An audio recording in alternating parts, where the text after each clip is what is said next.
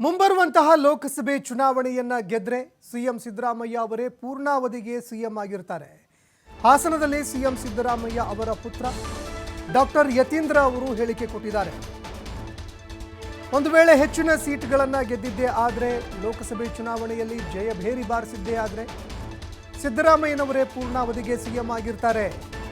ಸಿದ್ದರಾಮಯ್ಯರವರ ನೇತೃತ್ವದಲ್ಲಿ ಲೋಕಸಭೆ ಚುನಾವಣೆ ನಡೆಯುತ್ತೆ. ಹೆಚ್ಚು ಸ್ಥಾನಗಳನ್ನು ಗೆದ್ದಿದ್ದೇ ಆದರೆ ಯಾವುದೇ ಅಡೆತಡೆ ಇಲ್ಲದೆ 5 ವರ್ಷ ಸಿದ್ದರಾಮಯ್ಯನವರು ಸಿಎಂ ಆಗಿರ್ತಾರೆ. ಬಡವರಿಗಾಗಿ ಶೋಷಿತರಿಗಾಗಿ ಕೆಲಸ ಮಾಡುವಂತಹ ಹಂಬಲ ಕಾಂಗ್ರೆಸ್ಗೆ ಇದೆ. ಹಾಗಾಗಿ ನೀವೆಲ್ಲ ಸಿದ್ದರಾಮಯ್ಯನವರಿಗೆ ಬೆಂಬಲವನ್ನು ನೀಡಬೇಕು.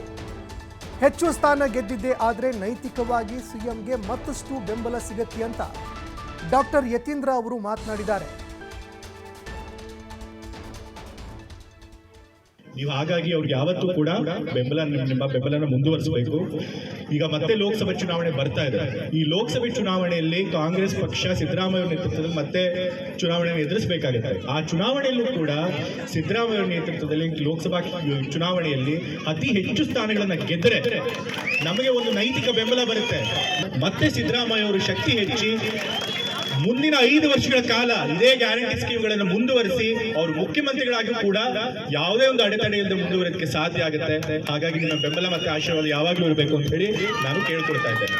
ನೀವು ಹಾಗಾಗಿ ಅವ್ರಿಗೆ ಯಾವತ್ತೂ ಕೂಡ ನಿಮ್ಮ ಬೆಂಬಲನ ಮುಂದುವರಿಸಬೇಕು. ಈಗ ಮತ್ತೆ ಲೋಕಸಭೆ ಚುನಾವಣೆ ಬರ್ತಾ ಇದೆ.